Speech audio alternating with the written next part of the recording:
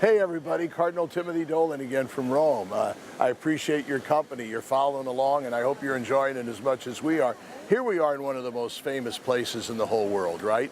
Yankee Stadium. St. Peter's Square. You know the familiar spots. Right behind us is St. Peter's Basilica. We were privileged to have Mass this morning near the tomb of St. Peter. If you turn around here, you see the apostolic apartments. You see the windows on the top floor. The second from the right is the window where the Pope comes on Sunday to greet the people and lead the Angelus and give his blessing. Here is the obelisk. I want to point that out because that sort of explains why we're here, folks. The Vatican was a hill outside of the city of Rome. And at the time, there was a stadium there for sports. Sadly, one of the earliest sports was the persecution and death of Christians. And in 67, Nero's thugs drove St. Peter and early Christians out to the Vatican Hill, and they were martyred, Peter preferring to be crucified upside down. Later that night, the Christians came and retrieved their bodies with special reverence for that of St. Peter's and moved it about 2 football fields away where there was an ancient necropolis, a city of the dead. They buried Peter and those first martyrs there and kept tabs on where it was. When religion became legal at the beginning of the 4th century with Constantine, the Christians built the first of what would be 3 cathedrals, basilicas, magnificent churches at this spot. And what you're seeing now is St. Peter's Basilica that goes back to the 16th and 17th century, probably the most famous church in Christendom. While you're here, you experience the church of the past, thinking of St. Peter and the early martyrs. But you also experience the vivid church of the now. You see pilgrims from all over the world. We have the present successor of St. Peter, our Holy Father the Pope, Pope Francis. You've got the church alive. You've got the church breathing and singing and praying. Matthew and Katie, through the intercession of Mary. That's what Rome is. Rome isn't just a museum. Rome is a living classroom of what the faith is about. And I'm glad you're with us to learn something about that. You know, another great thing about Rome is you meet friendly people. So I just met Mary Teresa Dolan and Kathy. They're 2 tourists. I said, come along for a walk. You want to come? Here we are.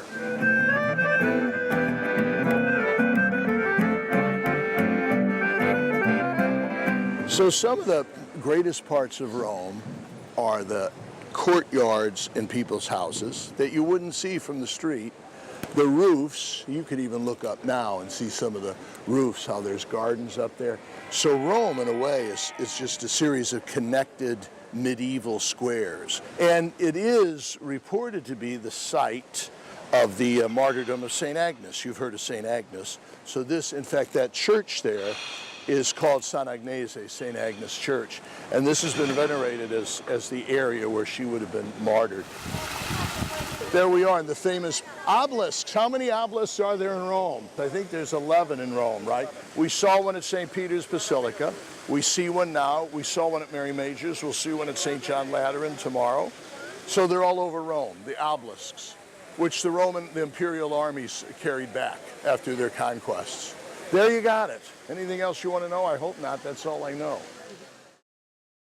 Hi everybody, Cardinal Timothy Dolan again. Thanks for sticking with us on our little walk in Rome. We were just in the neighborhood, and I always love to stop at this church, little known, San Luigi in Francese, St. Louis of the French, named after King Louis IX of France, who's a saint. He also happens to be the patron saint of my hometown of St. Louis, so I like coming here. But the church is mostly known because of its magnificent Caravaggios. You've heard of Caravaggio, renowned, one of the most beloved artists around.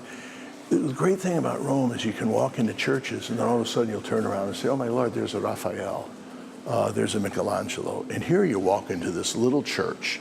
Any museum in the world, including those in New York, would give anything for one of these pictures. And here there are 2 of them.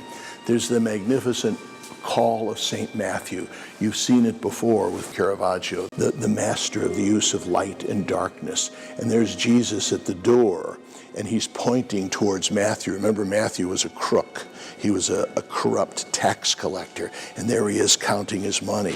And Jesus is pointing at him to say, you come follow me. And you can see Matthew sort of looking with almost this gaze of, you got a mistake, sir. You got the wrong man. I'm not worthy to follow you. It's a beautiful, beautiful rendition of that call of Matthew, that conversion of heart that Matthew goes through. And I hope you enjoy them. And you'll see that, yeah, they're works of art, but remember they were commissioned by popes and cardinals and leaders in the church to cause us to pray and meditate. I hope you do. Hey everybody, thanks for sticking with us. I hope you're enjoying these little vignettes from the Eternal City of Rome. I feel at home here because now I'm here at the North American College. You've heard me speak about the North American College in Rome a lot of times. It's the American Seminary in Rome. I wish you could see behind, we're about a par 5 from the Dome of St. Peter's, which is the reason we have the North American College in Rome, to be able to send future priests to study here, to be influenced by the history, the tradition, the vitality of the city of Rome, and the presence of the successor of St. Peter, our Holy Father, the Pope. That's the mission statement of the North American College, and they've been doing it splendidly since 1859. Part of my happy years as a priest was the 7 years that I spent as rector of the North American College here, and, by the way, had 4 happy years as a seminarian. So I love the place. I love the place. And if you'd be able to talk to some of the students, you'd be inspired as well. These are fellows that take their relationship with Jesus Christ and his church very seriously. These are fellows who love the study of theology. These are students and seminarians who have accepted the invitation of their bishop to come to Rome to continue their priestly formation. And by the way, they're just happy, wholesome, healthy, holy guys whose company you would enjoy. God bless you. Hey, you see the good news, everybody? There's sun out here in Rome. Cardinal Dolan here. We're actually the other end of town now at the Basilica of St. John Lateran. Here's your quiz. You know the 4 major basilicas in Rome. St. Peter's, St. Mary Major's, we've been at both of those, St. Paul's, and now St. John Lateran. Actually, historically and all, this is the most important because this is the cathedral of the city of Rome. So this would be the church of the Bishop of Rome, the successor of St. Peter, the first pope, who's Pope Francis, okay? It's also historical because this is where Constantine lived. And behind me you see the Lateran Palace, which is where the popes lived. We're really here at history. There's also the old baptistry where Constantine was baptized. And you know the earthquake effect that had on the history of Western civilization when Christianity was allowed to flourish. And did it ever? And I'm kind of glad it did. We're going to have Mass in here now. It's always a thrill. And then a little later, I want to bring you into the Lateran Palace just to see some of the beautiful frescoes and the tapestries and the ceilings and have a drink with me, okay? Stick around. Hi, everybody. Cardinal Timothy Dolan again. I promised you last time that I would try my best to come to you from what's called the Lateran Palace. The Lateran is actually one of the historic gates in Rome.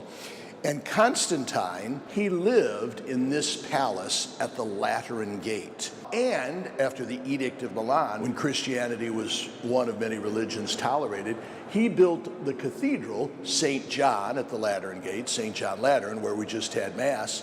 He built that for the Bishop of Rome, who is the Pope, the successor of St. Peter. This is where the popes lived, everybody, in the Lateran Palace. We sort of think they've lived at the Vatican forever. No, this would be the most historic residence of the popes, and here we are. Would you just catch a glimpse of what they call it, a Scala Regia, a royal staircase behind it? How's that for a bowling alley, everybody? Some of you may have been in the Vatican Palace before. This what you'd recognize because the ceiling is majestic. They always tell you, when you visit something in Rome, look up and look down because the floors are usually magnificent, the ceilings always are. Here in this residence, you also look at the walls because they're covered with murals and frescoes and works of art that are just amazing. So it's good to come to you from this historic place. I wish you were here. God bless.